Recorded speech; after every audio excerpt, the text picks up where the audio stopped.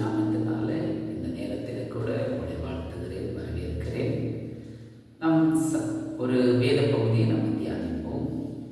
சங்கீதத்தின் புஸ்தகம் 1ஆம் அதிகாரம் அதன் 2-3 வசனத்தை நம்ம வாசிப்போம்.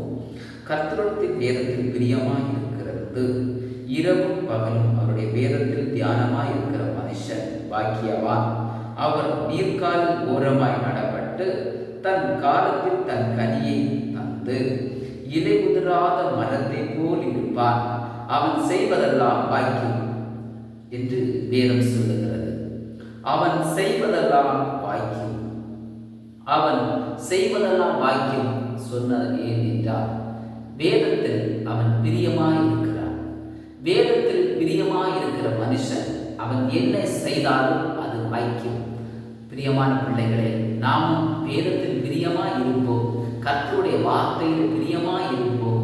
அப்போது நம்ம செய்வதெல்லாம் கர்த்தர் வாய்க்கியம் பண்ணுவார். நம்ம தொழில் செய்தாலும் சரி, வியாபாரம் செய்தாலும் சரி, என்ன ஒரு காரியங்களை செய்தாலும் தேவன் அதில் என்ன செய்வாரா, நம்மோடு இருந்து வாய்க்க பண்ணுவார். ஆமே. அது மாத்திரமல்ல, இன்னும் ஒரு வேதம் சொல்லுகிறது, அவன் இலை உதிராத மரத்தை போல் இருப்பான்.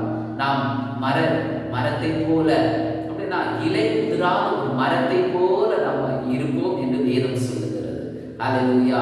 அதான் கர்த்தர் சொல்லுகிறார், இலை உதிராத மரத்தை போல் இருப்பான். என் வேதத்தில் பிரியமாய் இருக்கிற மனுஷன் இலை உதிராத மரத்தை போல் இருப்பான் என்று வேதம் சொல்லுகிறது. அப்படியே நாமும் என்ன செய்வோம், கர்த்தருடைய வார்த்தைக்கு பிரியமாய் இருப்போம். இலை உதிராத மரத்தை போல வளர்ந்து கனி கொடுக்கத்தக்கதாக தேவன் நம்மளை ஆசீர்வதிப்பார்.